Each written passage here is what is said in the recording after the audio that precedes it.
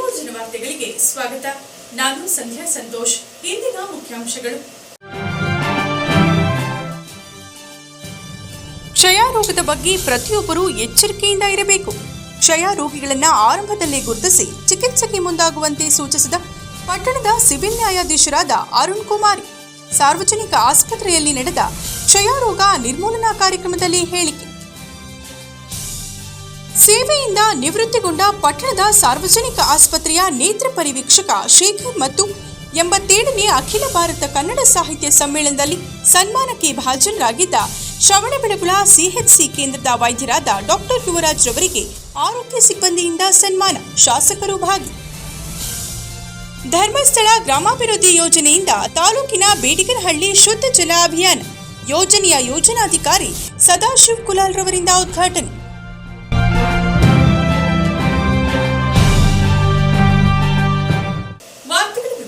ಕ್ಷಯ ರೋಗದ ಬಗ್ಗೆ ಪ್ರತಿಯೊಬ್ಬರು ಎಚ್ಚರಿಕೆಯಿಂದ ಇರಬೇಕು. ಕ್ಷಯ ರೋಗಿಗಳನ್ನು ಆರಂಭಿಕವಾಗಿ ಪತ್ತೆ ಹಚ್ಚಿ ಅವರಿಗೆ ಸೂಕ್ತ ಚಿಕಿತ್ಸೆ ಕೊಡುವ ಮೂಲಕ ರೋಗವನ್ನು ಸಂಪೂರ್ಣವಾಗಿ ಹತೋಟಿಗೆ ತರುವಲ್ಲಿ ಆರೋಗ್ಯ ಕ್ಷೇತ್ರ ಮುಂದಾಗಬೇಕೆಂದು ಹಿರಿಯ ಸಿವಿಲ್ ನ್ಯಾಯಾಧೀಶರಾದ ಅರುಣಕುಮಾರಿ ಅವರು ತಿಳಿಸಿದ್ದಾರೆ. ಪಟ್ಟಣದ ಸರ್ಕಾರಿ ಸಾರ್ವಜನಿಕ ಆಸ್ಪತ್ರೆಯ ಸಭಾಂಗಣದಲ್ಲಿ ಸರ್ಕಾರಿ ಸಾರ್ವಜನಿಕ ಆಸ್ಪತ್ರೆ, ತಾಲೂಕು ಕಾನೂನು ಸೇವೆಗಳ ಸಮಿತಿ, ವಕೀಲರ ಸಂಘ, ಲಯನ್ಸ್ ಕ್ಲಬ್ ಇವರ ಸಹಯೋಗದಲ್ಲಿ ಕ್ಷಯ ರೋಗ ನಿರ್ಮೂಲನೆ ಬಗ್ಗೆ ಆಯೋಜಿಸಲಾಗಿದ್ದ ಆರೋಗ್ಯದ ಬಗ್ಗೆ ಇರಲಿ ಗಮನ, ಕ್ಷಯ ಮುಕ್ತ ಭಾರತ ಅಭಿಯಾನ 100 ದಿನಗಳ ಆಂದೋಲನ ಕಾರ್ಯಕ್ರಮದಲ್ಲಿ ಭಾಗವಹಿಸಿ ಮಾತನಾಡಿದ ಅವರು, ಕ್ಷಯ ರೋಗಿಗಳನ್ನು ಪತ್ತೆ ಹಚ್ಚುವ ಕೆಲಸ ಚುರುಕಾಗಬೇಕು. ಇದು ಒಬ್ಬರಿಂದ ಒಬ್ಬರಿಗೆ ಹರಡುವ ಕಾಯಿಲೆ ಆಗಿದ್ದರಿಂದ ಇದಕ್ಕೆ ಚಿಕಿತ್ಸೆ ನೀಡಿ ಹರಡದಂತೆ ನೋಡಿಕೊಳ್ಳಬೇಕು. ಕ್ಷಯ ರೋಗದ ಬಗ್ಗೆ ನಿರ್ಲಕ್ಷ್ಯ ವಹಿಸುವುದು ಸೂಕ್ತವಲ್ಲ. ಸಕಾಲಕ್ಕೆ ಔಷಧಿ, ಮಾತ್ರೆ ಪಡೆದುಕೊಂಡರೆ ರೋಗ ಬರದಂತೆ ತಡೆಗಟ್ಟಬಹುದು. ಆದ್ದರಿಂದ ಪ್ರತಿಯೊಬ್ಬರೂ ಎಚ್ಚರಿಕೆ ಹಾಗೂ ಮುಂಜಾಗ್ರತೆಯಿಂದ ಇರಬೇಕೆಂದರು. ಬಡವರಿಗೆ, ಅಶಕ್ತರಿಗೆ ಕಾನೂನಿನ ನೆರವು ನೀಡಲು ದೈನಂದಿನ ಬದುಕಿನಲ್ಲಿ ಅಗತ್ಯವಿರುವ ಕಾನೂನುಗಳ ಅರಿವು ಮೂಡಿಸಲು ಹಾಗೂ ಲೋಕ ಅದಾಲತ್ಗಳ ಮೂಲಕ ವ್ಯಾಜ್ಯಗಳನ್ನು ಕಡಿಮೆಗೊಳಿಸಿ ಸಮಾಜದಲ್ಲಿ ಸಾಮರಸ್ಯ ಮೂಡಿಸಲು ಕಾನೂನು ಸೇವೆ ಕಾಯ್ದೆಯನ್ನು ಜಾರಿ ಮಾಡಿದೆ. ಕಾನೂನು ಸೇವಾ ಪ್ರಾಧಿಕಾರಗಳು ರಾಷ್ಟ್ರಮಟ್ಟದಿಂದ ಹಿಡಿದು ತಾಲೂಕು ಹಂತದವರೆಗೆ ತನ್ನ ಕಾರ್ಯವ್ಯಾಪ್ತಿ ಹೊಂದಿದ್ದು ಎಲ್ಲ ಹಂತಗಳಲ್ಲಿಯೂ ಉಚಿತವಾಗಿ ಸೇವೆ ನೀಡುತ್ತಿದೆ. ಸುಪ್ರೀಂ ಕೋರ್ಟ್ ಹಂತದಲ್ಲಿ ರಾಷ್ಟ್ರೀಯ ಕಾನೂನು ಸೇವಾ ಪ್ರಾಧಿಕಾರ ಕರ್ತವ್ಯ ನಿರ್ವಹಿಸುತ್ತಿದೆ. ರಾಜ್ಯ ಮಟ್ಟದಲ್ಲಿ ಹೈಕೋರ್ಟ್ ಕಾನೂನು ಸೇವಾ ಸಮಿತಿಗಳು, ಜಿಲ್ಲಾ ಕಾನೂನು ಸೇವಾ ಸಮಿತಿಗಳು, ತಾಲೂಕು ಕಾನೂನು ಸೇವಾ ಸಮಿತಿಗಳು ಕಾರ್ಯನಿರ್ವಹಿಸುತ್ತಿವೆ. ವಾರ್ಷಿಕ 3 ಲಕ್ಷಕ್ಕಿಂತ ಕಡಿಮೆ ವರಮಾನ ಹೊಂದಿರುವ ಯಾವುದೇ ವ್ಯಕ್ತಿ ಉಚಿತವಾಗಿ ಕಾನೂನಿನ ಸೇವೆಯನ್ನು ಪಡೆದುಕೊಳ್ಳಬಹುದಾಗಿದೆ. ಮಹಿಳೆಯರಿಗೆ ಈ ನಿಯಮ ಅನ್ವಯಿಸುವುದಿಲ್ಲ. ಹೀಗಾಗಿ ಕಾನೂನು ಸಮಸ್ಯೆಯಿಂದ ಬಳಲುತ್ತಿರುವ ಯಾವುದೇ ವ್ಯಕ್ತಿ ತನ್ನ ಹಕ್ಕು ಸ್ಥಾಪನೆಗಾಗಿ ಕಾನೂನು ಸೇವಾ ಸಮಿತಿಯನ್ನು ಸಂಪರ್ಕಿಸಬಹುದಾಗಿದೆ. ಅವರಿಗೆ ತಾಲೂಕು ಹಂತದಿಂದ ಸುಪ್ರೀಂ ಕೋರ್ಟ್ವರೆಗೆ ಉಚಿತವಾಗಿ ಕಾನೂನಿನ ನೆರವು ನೀಡಲಾಗುತ್ತದೆ ಎಂದು ತಿಳಿಸಿದರು. ಮತ್ತೆ ನಮ್ಮ ಅಡ್ಮಿನಿಸ್ಟ್ರೇಟರ್ ಆಫ್ ದಿಸ್ ಹಾಸ್ಪಿಟಲ್ ಅವರು ಕೂಡ ಹೇಳಿದ್ದಾರೆ, ನೀವು ಆರೋಗ್ಯ ಇಲಾಖೆ ಇದಕ್ಕೆ ಹೆಚ್ಚಿಗೆ ಹೇಳುವಂತ ಅವಶ್ಯಕತೆ ಇಲ್ಲ.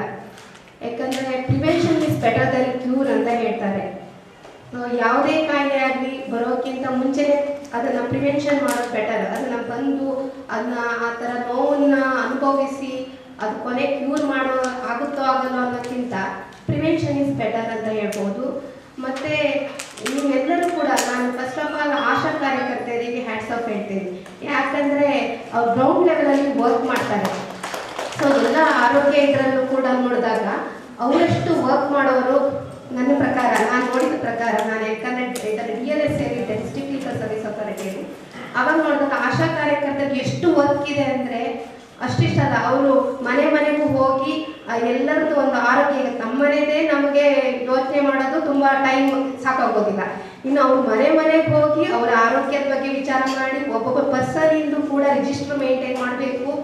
ಸರ್ಕಾರಿ ಸಾರ್ವಜನಿಕ ಆಸ್ಪತ್ರೆಯ ಆಡಳಿತ ವೈದ್ಯಾಧಿಕಾರಿ ಡಾಕ್ಟರ್ ವಿ ಮಹೇಶ್ ಮಾತನಾಡಿ, ರಾಜ್ಯದಲ್ಲಿ ಕ್ಷಯ ರೋಗವನ್ನು ನಿರ್ಮೂಲನೆ ಮಾಡಲು 100 ದಿನದ ಅಭಿಯಾನಕ್ಕೆ ಕರ್ನಾಟಕ ಸರ್ಕಾರವು ರಾಷ್ಟ್ರೀಯ ಟಿಬಿ ನಿರ್ಮೂಲನಾ ಕಾರ್ಯಕ್ರಮದಡಿ ಆಯೋಜಿಸಲಾಗಿರುವ ಅಭಿಯಾನದಲ್ಲಿ ಕ್ಷಯ ರೋಗ ಸಂಬಂಧಿತ ಮರಣವನ್ನು ಗಣನೀಯವಾಗಿ ಕಡಿಮೆ ಮಾಡುವ ಗುರಿಯನ್ನು ಹೊಂದಲಾಗಿದೆ.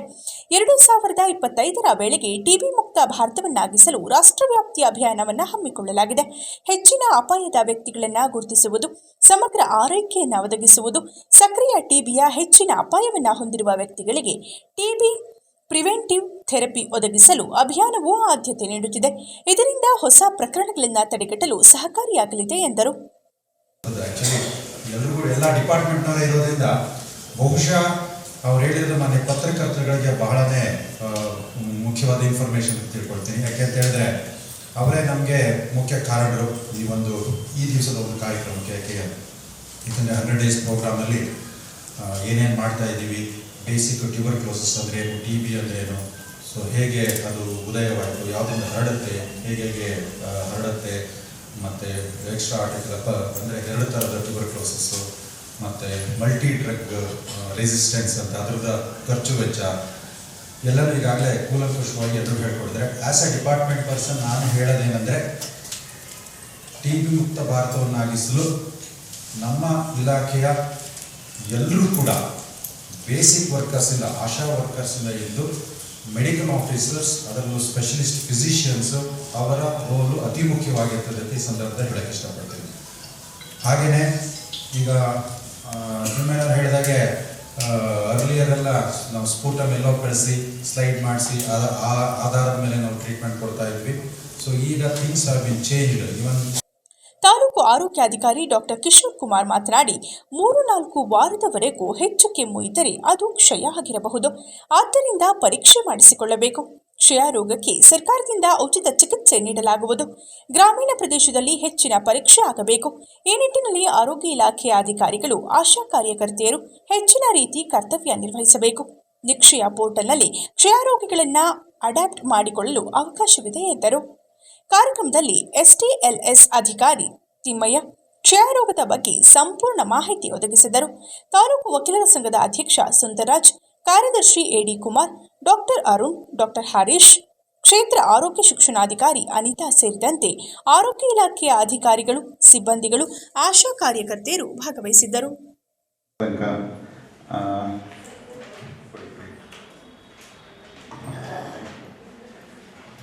ಅರುಣ್ ಕುಮಾರಿ ಅವರೇ, ಸುಂದರರಾಜ್ ಅವರೇ, AD ಕುಮಾರ್ ಅವರೇ, ಡಾಕ್ಟರ್ ಅವರಿಗೆ ಬಂದಿಲ್ಲ, ತಿಮ್ಮಯ್ಯನವರೇ, ಹಾಗೂ ನನ್ನ ಸಹೋದರ ಮಹೇಶಣ್ಣವರೇ, ಅರುಣಣ್ಣವರೇ, ಹರೀಶಣ್ಣವರೇ, ಅದೆಲ್ಲ ವೈದ್ಯ ಮಿತ್ರರೇ, ನಮ್ಮ ಆರೋಗ್ಯ ಕಾರ್ಯಕರ್ತರೇ, ಆಮೇಲೆ ನಮ್ಮದು ಲಾಸ್ಟ್ ಬಟ್ ನಾಟ್ ಲೀಸ್ಟ್ ನಮ್ಮ ಮಾಧ್ಯಮ ಮಿತ್ರರೇ,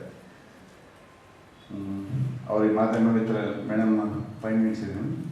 ಓಕೆ, ನಮ್ಮ ಮಾಧ್ಯಮ ಮಿತ್ರ ಅವರಿಗೆ ಒಂದು ಲಾಸ್ಟ್ ಕ್ರಿಕೆಟ್ ಆದಾಗ ಒಂದು ಹೇಳಿದೆ, ಅವ್ರದ್ದು ಒಂದು ಕ್ವಶನ್ ಕೇಳಿದೆ. It is related topic. Sir, ನಿಮಗೆ ಪೆನ್ ಇದೆ, ಬರೀತೀರಾ? ಆಯ್ತು, ಓಕೆ. ನನಗೂ ಮನಸ್ಸಲ್ಲಿ ಏನಿದೆ ಅದು ನಾನು ಮಾಡಬೇಕಲ್ಲ sir. Yes sir, absolutely correct ಅಂತ. ಸೊ ಹಂಗೆ ನಾವು ಯಾವತ್ತೂ ನಮಗೆ ಇಷ್ಟ ಇದೆ, ಆಯ್ತು, okay, but we should take consideration in to other factors. ನಾನು ಏನಕ್ಕೆ ಹೇಳ್ತಾ ಇದ್ದೀನಿ ಮೇಡಮ್ ಅಂತಂದರೆ, ಈಗ 100 days ನಾವು TB ಕ್ಯಾಂಪೇನ್ ಮಾಡ್ತಾ ಇದ್ದೀವಿ. So India is A developing country, I accept. ಈ ಡೆವಲಪ್ಮೆಂಟ್ ಒಬ್ಬರಿಗಿಂತ ಒಬ್ಬರಿಗೆ ಹರಡ್ತಾ ಹೋಗುತ್ತೆ. ಹಿಂದೆ ನಾವು ನೋಡ್ತಾ ಇದ್ದು ವಯಸ್ಸಾದರೆಲ್ಲ ತುಪ್ಪ ಏನು ಈ ತೆಂಗಿನ ಚುಪ್ಕೊಂಡಿದ್ರಲ್ಲ, ಅದರೊಳಗೆ ಬೂದಿ ಹಾಕಿ ಕೆಮ್ಮು ಹೋಗಿದ್ದು ಎಲ್ಲ ಒಂದು ಕಡೆ ಹೋಗ್ತಾ ಇದ್ರು, ದೂರ ಎಸ್ತಾ ಇದ್ರು. ಈಗ ಹಂಗಾಗ್ತಾ ಇಲ್ಲ. ಎಲ್ಲಿ ಬೇಕಾದ್ರೆ ಹೋಗ್ತಾ ಇರ್ತಾರೆ, ಎಲ್ಲಿ ಬೇಕಾದ್ರೆ ಕೆಮ್ಮದೇ ಇರ್ತಾರೆ. ಅಂದರೆ ಶ್ವಾಸಕೋಶದ ಕ್ಷಯ, ನಮ್ಮ ಏನು ಶ್ವಾಸಕೋಶದಲ್ಲಿರೋ ಕ್ರಿಮಿಗಳು ಆ ಕಫದ ಮುಖಾಂತರ ಹೊರಗಡೆ ಬರ್ತವೆ. ನಾವು ಕೆಮ್ಮದಾಗ, ಸೀನಿದಾಗ ಲಕ್ಷಾಂತರ ಬ್ಯಾಕ್ಟೀರಿಯಾಗಳು ಹೊರಗಡೆ ಬಂದು ಗಾಳಿ ಮುಖಾಂತರ ಸೇರ್ಕೊತವೆ. ಆ ಸೇರ್ಕೊಂಡಂತ ಬ್ಯಾಕ್ಟೀರಿಯಾಗಳು ಆರೋಗ್ಯವಂತ ಮನುಷ್ಯನಿಗೆ ಏನಾದರೂ ಅಟ್ಯಾಕ್ ಆಯಿತು ಅಂದರೆ, ಅವ್ರ ಉಸಿರಾಟದಲ್ಲಿ ಒಂದು ಶ್ವಾಸಕೋಶ ಸೇರ್ಕೊಂತಂದ್ರೆ ನಮ್ಮ ಇಮ್ಯುನಿಟಿ ಪವರ್ ಕಡಿಮೆ ಆದಾಗ ಅದು ಉಲ್ಬಣ ಆಗ್ತಾ ಹೋಗುತ್ತೆ. ಆವಾಗ ಏನಾಗುತ್ತೆ, ನಮಗೆ ಲಕ್ಷಣಗಳು ಕಾಣಿಸ್ಕೊತವೆ. ಲಕ್ಷಣಗಳೇನು? 2 ವಾರಕ್ಕಿಂತ ಹೆಚ್ಚು ಕೆಮ್ಮಿರುವಂಥದ್ದು, ನಾವು ಕೆಮ್ಮು ಮುಗಿದಾಗ ಅದರಲ್ಲಿ ರಕ್ತ ಬೀಳುವಂಥದ್ದು, ದೇಹದ ತೂಕ ಕಡಿಮೆ ಆಗುವಂಥದ್ದು, ಹಸಿವು ಆಗಲಿರುವಂಥದ್ದು, ಬೆಳಗ್ಗೆ ಮತ್ತೆ ಸಂಜೆ ಟೈಮ್ನಲ್ಲಿ ಚಳಿ ಥರ ಜ್ವರ ಬರುವಂಥದ್ದು, ಈ ಥರದ ಲಕ್ಷಣಗಳು ನಮ್ಮಲ್ಲಿ ಕ್ಷಯರೋಗದ ಲಕ್ಷಣಗಳು. ನಾವು ಹೆಚ್ಚಿನ ಆದ್ಯತೆಗಳನ್ನ ನಾವು ಯಾವ್ದು ಕೊಡ್ತಾ ಇದೀವಿ ಅಂತಂದ್ರೆ, ಕ್ಷಯರೋಗ, ಶ್ವಾಸಕೋಶದ ಕ್ಷಯರೋಗ ಅಂತ ಇದೆಯಲ್ಲ, ಅದನ್ನ ಕಂಟ್ರೋಲ್. ಚನ್ನರಾಯಪಟ್ಟಣ ತಾಲೂಕಿನ ಸರ್ಕಾರಿ ಸಾರ್ವಜನಿಕ ಆಸ್ಪತ್ರೆಯಲ್ಲಿ 39 ವರ್ಷಗಳು ಸುದೀರ್ಘ ಸೇವೆ ಸಲ್ಲಿಸಿ ನಿವೃತ್ತಿಗೊಂಡ ನೇತ್ರ ಪರಿವೀಕ್ಷಕರಾದ ಶೇಖರ್ ಅವರನ್ನ ಸಾರ್ವಜನಿಕ ಆಸ್ಪತ್ರೆಯ ಸಿಬ್ಬಂದಿಗಳು ಆತ್ಮೀಯವಾಗಿ ಬೀಳ್ಕೊಟ್ಟರು. ಈ ಸಮಾರಂಭದಲ್ಲಿ ಕ್ಷೇತ್ರದ ಶಾಸಕರು ಹಾಜರಿದ್ದು ಅವರ ಸೇವೆಯನ್ನ ಸ್ಮರಿಸಿದರು. ಪಟ್ಟಣದ ಸಾರ್ವಜನಿಕ ಆಸ್ಪತ್ರೆಯಲ್ಲಿ ಏರ್ಪಡಿಸಲಾಗಿದ್ದ ಬೀಳ್ಕೊಡುಗೆ ಸಮಾರಂಭದಲ್ಲಿ 39 ವರ್ಷ ಸೇವೆಯನ್ನ ಸಲ್ಲಿಸಿ ನಿವೃತ್ತಿಗೊಂಡ ನೇತ್ರ ಪರಿವೀಕ್ಷಕರಾದ ಶೇಖರ್ ಮತ್ತವರ ಶ್ರೀಮತಿಯವರನ್ನ ಹಾಗೂ ಇದೇ ಸಂದರ್ಭ ಮಂಡ್ಯದಲ್ಲಿ ನಡೆದ 87ನೇ ಅಖಿಲ ಭಾರತ ಕನ್ನಡ ಸಾಹಿತ್ಯ ಸಮ್ಮೇಳನದಲ್ಲಿ ಸನ್ಮಾನಕ್ಕೆ ಭಾಜನರಾದ ತಾಲೂಕಿನ ಶ್ರವಣಬೆಳಗೊಳ ಸರ್ಕಾರಿ ಸಮುದಾಯ ಆರೋಗ್ಯ ಕೇಂದ್ರದ ವೈದ್ಯಾಧಿಕಾರಿಗಳಾದ ಡಾಕ್ಟರ್ ಯುವರಾಜ್ ರವರನ್ನ ಗೌರವಿಸಲಾಯಿತು. ಈರ್ವರನ್ನ ಸನ್ಮಾನಿಸಿದ ಕ್ಷೇತ್ರದ ಶಾಸಕರಾದ ಸಿಎನ್ ಬಾಲಕೃಷ್ಣರವರು ಮಾತನಾಡಿ 39 ವರ್ಷಗಳು ಸರ್ಕಾರಿ ನೌಕರಿಯಲ್ಲಿ ಸೇವೆ ಸಲ್ಲಿಸಿರುವುದು ಶೇಖರ್ ರವರ ವೃತ್ತಿ ಬದುಕಿನ ಮಹಾನ್ ಸಾಧನೆ. ನಿವೃತ್ತಿಯ ನಂತರವೂ ಅವರ ಸೇವೆ ಸ್ಮರಣೀಯ. ತಾಲೂಕಿನ ಗ್ರಾಮಾಂತರ ಪ್ರದೇಶ, ನಗರ ಪ್ರದೇಶದಲ್ಲಿ ಸಾವಿರಾರು ಮಂದಿಯ ಕಣ್ಣಿನ ಪರೀಕ್ಷೆ ನಡೆಸಿ ಅವರ ಅಂಧಕಾರವನ್ನ ಹೋಗಲಾಡಿಸಿದ ಕೀರ್ತಿ ಅವರಿಗೆ ಸಲ್ಲುತ್ತದೆ. ಅವರು ನಿವೃತ್ತಿಯ ನಂತರವೂ ತಮ್ಮ ಸೇವಾ ಕಾರ್ಯವನ್ನ ಮುಂದುವರಿಸಲಿ ಎಂದರು. ಇನ್ನು ಡಾಕ್ಟರ್ ಯುವರಾಜ್ ಶ್ರವಣಬೆಳಗೊಳ ಹೋಬಳಿ ಜನರಿಗೆ ಆರಾಧ್ಯ ದೈವವಿದ್ದಂತೆ. ತಮ್ಮ ವೃತ್ತಿ ಬದುಕಿನ ಪ್ರಾರಂಭದಲ್ಲೂ ಶ್ರವಣಬೆಳಗೊಳ ಆಸ್ಪತ್ರೆಯಲ್ಲಿ ಸೇವೆ ಸಲ್ಲಿಸುತ್ತಿದ್ದಾರೆ. ಈ ಮೂಲಕ ಹೋಬಳಿಯ ಪ್ರತಿ ಮನೆ ಮಗನಾಗಿದ್ದಾರೆ. ಅವರ ನಿವೃತ್ತಿಯು ಅಲ್ಲಿಯೇ ಆಗುವಂತಾಗಲಿ. ವೈದ್ಯ ಕ್ಷೇತ್ರದ ಸಾಧನೆಯೊಂದಿಗೆ ಕನ್ನಡದ ಮೇಲಿನ ಅಭಿರುಚಿ, ಅಭಿಮಾನ, ಸಾಹಿತ್ಯ ಪರಿಷತ್ತಿಗೆ ಸಲ್ಲಿಸಿದ ಸೇವೆಯನ್ನ ಪರಿಗಣಿಸಿ ಪ್ರಸಕ್ತ ಮಂಡ್ಯದಲ್ಲಿ ನಡೆದ 87ನೇ ಅಖಿಲ ಭಾರತ ಸಾಹಿತ್ಯ ಸಮ್ಮೇಳನದಲ್ಲಿ ಅವರನ್ನ ಸನ್ಮಾನಿಸಿರುವುದು ತಾಲೂಕಿಗೆ ಸಂದ ಕೀರ್ತಿ ಎಂದರು. ನಮ್ಮ ಶೇಖರ್ ಅವರು ಸುಮಾರು 39 ವರ್ಷಗಳ ಕಾಲ ದೀರ್ಘ ಸೇವೆಯನ್ನು ಸಲ್ಲಿಸಿ ನಿವೃತ್ತರಾಗಿ ಇವತ್ತು ಈ ದಿವಸದ ಒಂದು ಗೌರವವನ್ನು ಅವರು ಇವತ್ತು ನಮ್ಮೆಲ್ಲರ ಪರವಾಗಿ ನಾವೆಲ್ಲರೂ ಕೂಡ ಸೇರಿ ಅವರಿಗೆ ಗೌರವವನ್ನು ಸಲ್ಲಿಸಿದ್ದೇವೆ. ಅವರು ನೇತ್ರ ಪರಿವೀಕ್ಷಕರಾಗಿ ಒಂದು ಸರ್ಕಾರಿ ಇದರಲ್ಲಿ ಆಯ್ಕೆಯಾಗಿ ಪಾಂಡುಪುರದಿಂದ ಇವತ್ತು ಚನ್ನರಾಯಪಟ್ಟಣದಲ್ಲಿ ಗಣನೀಯವಾದಂಥ ಸೇವೆಯನ್ನು ಸಲ್ಲಿಸಿ ಇವತ್ತು ಜನಪ್ರಿಯರಾದಂಥವರು ಡಾಕ್ಟರ್ ಶೇಖರ್ ಅವರು ಇರ್ತಕ್ಕಂಥ ಮಾತನ್ನು ಕೂಡ ಈ ಸಂದರ್ಭದಲ್ಲಿ ಹೇಳಿದೆ. ಯಾಕೆಂದರೆ 60 ವರ್ಷ ಆದಮೇಲೆ ಒಂದು ಸರ್ಕಾರಿ ಒಂದು ವ್ಯವಸ್ಥೆಯಲ್ಲಿ ನಿವೃತ್ತರಾಗ್ತಕ್ಕಂಥ ಸಹಜ. ನಿವೃತ್ತರಾದಮೇಲೂ ಕೂಡ ಅವ್ರ ಸೇವೆ ಸ್ಮರಿಸ್ಕೊಳ್ಳೋ ರೀತಿ ಇದೆ ಅಂದರೆ ನಾವು ತುಂಬ ಹೆಮ್ಮೆ ಪಡುವಂಥ ವಿಚಾರ. ತುಂಬ ಒಳ್ಳೆಯ ಸೇವೆನ ಇವತ್ತು ಗ್ರಾಮೀಣ ಪ್ರದೇಶ ಇರುವುದು, ನಗರ ಪ್ರದೇಶದಲ್ಲಿ ಎಲ್ಲ ನೇತ್ರ ಪರೀಕ್ಷೆ ಮತ್ತು ಚಿಕಿತ್ಸಾ ಕಾರ್ಯಕ್ರಮಗಳನ್ನು ಯಶಸ್ವಿಯಾಗಿ ನೆರವೇರಿಸ್ಕೊಂಡು ಬಂದು ಇವತ್ತು ನಮ್ಮ ತಾಲೂಕಿಗೆ ಒಂದು ಉತ್ತಮವಾದಂಥ ಸೇವೆಯನ್ನು ಸಲ್ಲಿಸಿದ್ದಾರೆ. ಅವರಿಗೆ ನಾನು ಕ್ಷೇತ್ರ ಶಾಸಕನಾಗೂ ಕೂಡ ಮತ್ತೊಮ್ಮೆ ಅಭಿನಂದನೆಗಳನ್ನು ಸಲ್ಲಿಸ್ತಾ, ಇವತ್ತು ಚಿಕ್ಕ ಸಂಸಾರ ಚೊಕ್ಕ ಸಂಸಾರ ಅನ್ನಂಗೆ ಒಬ್ಬ ಮಗಳು, ಒಬ್ಬ ಹಳೆಯ ಮಗಳು ಕೂಡ ಬಂದಿದ್ದಾರೆ, ಮೊಮ್ಮಗ ಕೂಡ ಬಂದಿದ್ದಾರೆ. ಇನ್ನು ಸನ್ಮಾನ ಸ್ವೀಕರಿಸಿದ ಶೇಖರ್ ಮತ್ತು ಡಾಕ್ಟರ್ ಯುವರಾಜ್ ರವರು ತಮ್ಮ ಅಭಿನಂದನಾ ನುಡಿಗಳನ್ನಾಡಿ ತಾಲೂಕಿನ ಜನ ತಮ್ಮ ಸೇವಾ ಬದುಕಿನಲ್ಲಿ ಕೊಟ್ಟ ಪ್ರೋತ್ಸಾಹವನ್ನು ನೆನೆದರು. ಈ ವೇಳೆ ಸರ್ಕಾರಿ ಸಾರ್ವಜನಿಕ ಆಸ್ಪತ್ರೆಯ ಆಡಳಿತ ವೈದ್ಯಾಧಿಕಾರಿ ಡಾಕ್ಟರ್ ಮಹೇಶ್, ತಾಲೂಕು ಆರೋಗ್ಯಾಧಿಕಾರಿ ಡಾಕ್ಟರ್ ಕಿಶೋರ್ ಕುಮಾರ್, ಬಿಜೆಪಿ ಮುಖಂಡ ಅಣತಿ ಆನಂದ್ ಕುಮಾರ್, ವೈದ್ಯರುಗಳಾದ doctor Nagesh Aradhya, doctor Shivashankar, doctor Chetan, doctor Zameer Ahmed, ಸರ್ಕಾರಿ ನೌಕರರ ಸಂಘದ ತಾಲೂಕು ಖಜಾಂಚಿ ಕೃಷ್ಣೇಗೌಡ, ಲಯನ್ ಸೇವಾ ಸಂಸ್ಥೆಯ ಅಧ್ಯಕ್ಷರು ಮತ್ತು ಪದಾಧಿಕಾರಿಗಳು ಸೇರಿ ಆಸ್ಪತ್ರೆಯ ಸಿಬ್ಬಂದಿಗಳು ಹಾಜರಿದ್ದರು. ಒಂದು ವೃತ್ತಿ ಜೀವನದಲ್ಲಿ ನಾನು ಬಹುಶಃ ಶ್ರದ್ಧೆಯಿಂದ ಸಮಯ ಪಾಲನೆಯನ್ನು ಮಾಡಿ ವೃತ್ತಿಯನ್ನು ನಿರ್ವಹಿಸಿದ್ದೀನಿ ಅಂತ ನಾನಾದರೂ ಭಾವಿಸ್ತೀನಿ. ಈ ನನ್ನ ಸೇವೆಗೆ ನಾನು ಮುಖ್ಯವಾಗಿ ಜ್ಞಾಪಿಸ್ಕೊಳ್ಳೋದು ನಮ್ಮ doctor Yuvraj sir, doctor Mahesh sir, ಹಾಗೆ ಡಾಕ್ಟರ್ ಶಿವಶಂಕರ್ ಸರ್, ಮತ್ತು ಡಾಕ್ಟರ್ ನಮ್ಮ ನಾಗೇಶಾರಾಧ್ಯ ಸರ್, ನಮ್ಮ ಡಾಕ್ಟರ್ ಚೇತನ್ ಸರ್, ಹಾಗೂ ನಮ್ಮ ನೆಚ್ಚಿನ ತಾಲೂಕು ಆರೋಗ್ಯಾಧಿಕಾರಿಗಳಾದ ಡಾಕ್ಟರ್ ಕಿಶೋರ್ ಸರ್, ಇವರೆಲ್ಲರ ಹತ್ರನೂ ಕೂಡ ನಾನು ವೃತ್ತಿಯನ್ನು ಮಾಡಿದ್ದೀನಿ, ನಾನು ಕೆಲಸ ಮಾಡಿದ್ದೀನಿ. ಎಲ್ಲರೂ ಕೂಡ ನಾನು ಮೆಡಿಕಲ್ ಆಫೀಸರ್ ಆಗಿ ಕೆಲಸ ಮಾಡಿದ್ದೇನೆ. ಪ್ರತಿಯೊಬ್ಬರು ಕೂಡ ನನ್ನ ಕರ್ತವ್ಯವನ್ನು ನಿರ್ವಹಿಸಿದ್ದೇನೆ ಅಂತ ಹೇಳ್ಬಿಟ್ಟು ಭಾಳ ಒಂದು ಒಳ್ಳೆಯ 2 ಮಾತುಗಳನ್ನು ಹೇಳಿದ್ದಾರೆ. ನಿಜವಾಗ್ಲೂ ನನಗೆ ಹಲವಾರು ಪ್ರಶಸ್ತಿಗಳು ನಮ್ಮ ಯುವರಾಜ್ ಡಾಕ್ಟರ್ ಕಡೆಯಿಂದ ಸುಮಾರು ಪ್ರಶಸ್ತಿಗಳನ್ನು ಪಡೆದಿದ್ದೀನಿ. ಆ ಪ್ರಶಸ್ತಿ ಬರಲಿಕ್ಕೆ ಕಾರಣವಾದವರು ನಮ್ಮ ಡಾಕ್ಟರ್ ಮಹೇಶ್ ಸರ್ ಅವರು, ನಮ್ಮ ಯುವರಾಜ್ ಸರ್ ಅವರು ಪ್ರಶಸ್ತಿ ಬರಲಿಕ್ಕೆ ಭಾಳ ಕಾರಣರಾಗಿದ್ದರು. ನನ್ನ ವೃತ್ತಿ ಜೀವನದಲ್ಲಿ ನಾನು ನಮ್ಮ ಗುರುಮೂರ್ತಿಯವರು ಆಗಲೇ ಹೇಳಿದಾಗೆ ರಜೆ ತೊಗೊಂಡಿದ್ದೇ ಕಡಿಮೆ. ನನ್ನ ಇನ್ನೂ 6 ತಿಂಗಳ ರಜೆಯನ್ನು ಕೂಡ ನಾನು ತೊಗೊಳ್ಲಿಕ್ಕೆ ಆಗಲಿಲ್ಲ.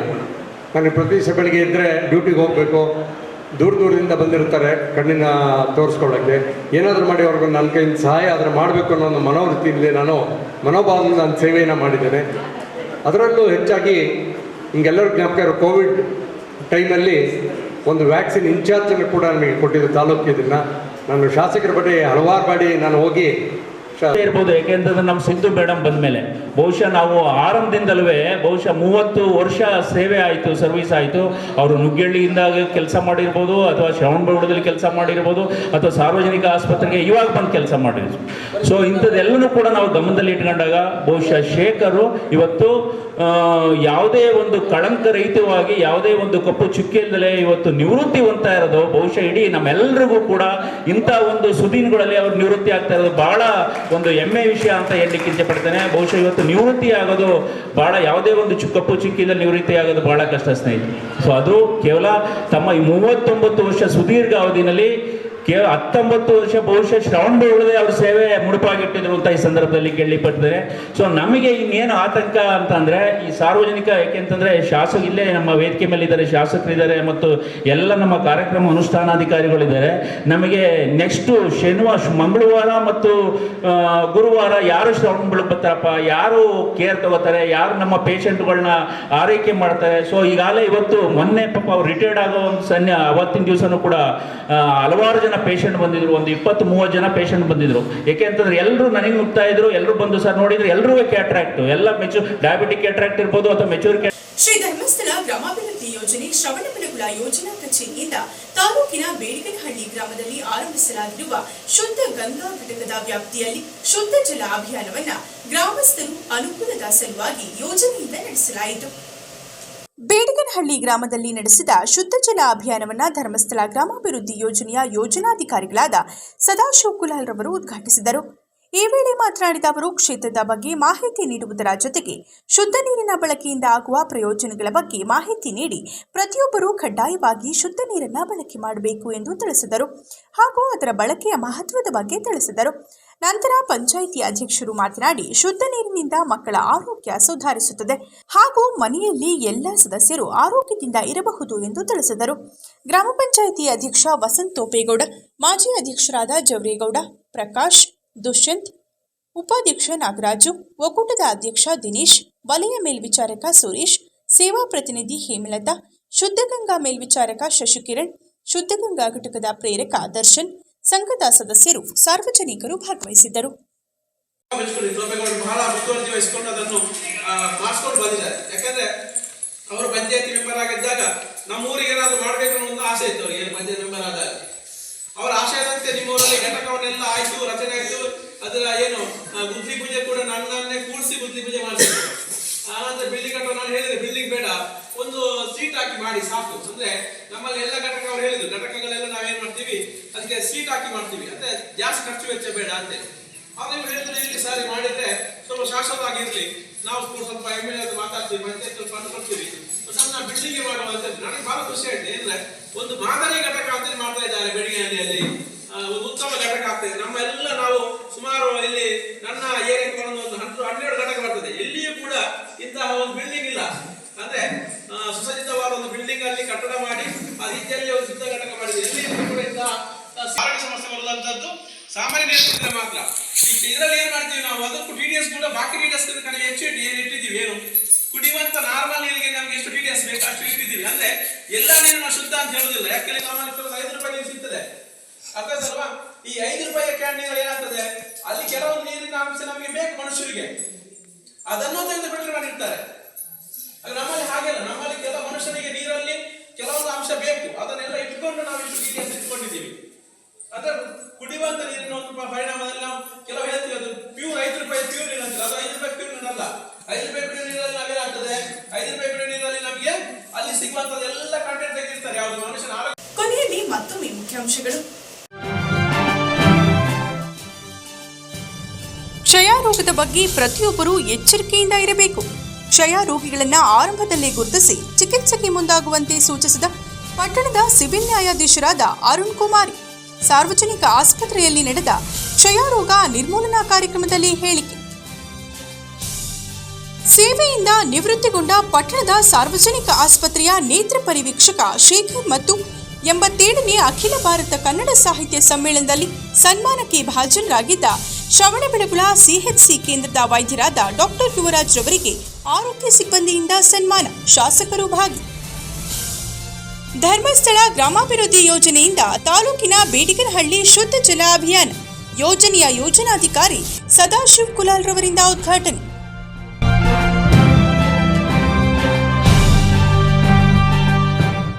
ಇದರೊಂದಿಗೆ ವಾರ್ತಾ ಪ್ರಸಾರ ಮುಕ್ತಾಯವಾಯಿತು. ಮತ್ತೆ ನಿಮ್ಮ ಭೇಟಿ ಮುಂದಿನ G4 ಜನವಾರ್ತೆಯಲ್ಲಿ. ವಂದನೆಗಳು.